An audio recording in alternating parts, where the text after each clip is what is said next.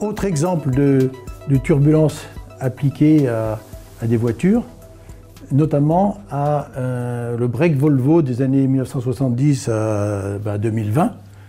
Et les premiers modèles n'étaient pas très étudiés au niveau aérodynamisme, ils ne passaient pas en soufflerie comme maintenant tous les nouveaux modèles. Et le break Volvo a été caractérisé par le fait d'avoir souvent une troisième banquette pour les enfants à l'arrière, mais dans le sens inverse de la marche. Et Volvo a été l'inventeur de l'essuie-glace arrière. Sur la vitre du hayon arrière, ils ont installé les premiers essuie-glaces arrière, datent des années 1970. Et au début, on trouvait ça bizarre. Et maintenant, je vous demande un peu pourquoi cette vitre arrière se salissait très souvent par rapport à ce qu'on a déjà vu tout à l'heure sur tout ce qui était dépression. Est-ce que vous avez des idées sur la cause du salissement extrême de cette vitre tout à fait à l'arrière? Et l'autre question qui est posée, c'est les enfants qui étaient assis sur cette banquette, bon, étaient souvent malades.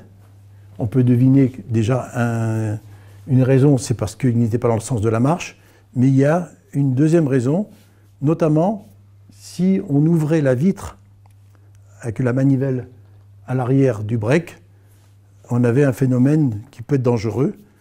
Et je vous demande maintenant en quelques secondes de me dire un peu votre sentiment. Pourquoi avoir installé un essuie-glace à l'arrière? Pourquoi cette vitre se salissait très vite? Et pourquoi les enfants étaient souvent malades à l'arrière du break Volvo? Est-ce que vous avez des idées? Alors, pour la saleté, je dirais qu'il y avait le même phénomène de dépression, c'est-à-dire que toute la saleté passait par au-dessus de la voiture et au moment de la dépression, elle revenait se plaquer contre la vitre.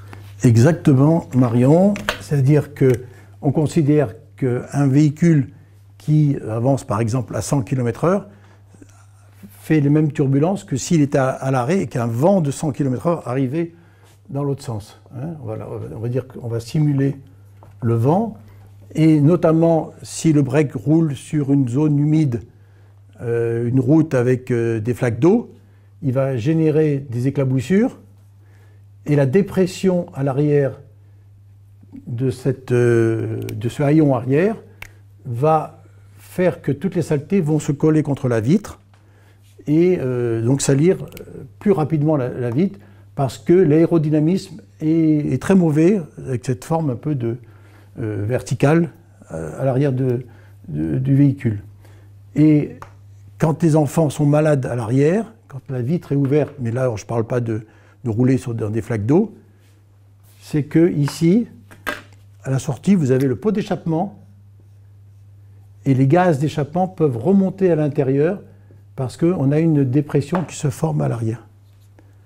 Donc la précaution élémentaire que j'ai trouvée moi dans une autre notice d'une voiture qui avait un haillon qu'on pouvait ouvrir, la recommandation qui était écrite dans la notice de la voiture quand je l'ai achetée, c'est si vous devez rouler avec le haillon arrière complètement ouvert parce que vous transportez une échelle ou quelque chose de très grand, la précaution élémentaire à prendre, c'est, est-ce que vous avez des idées sur qu'est-ce qu'il faudrait faire pour éviter que cette dépression revienne à l'intérieur et asphyxie le conducteur?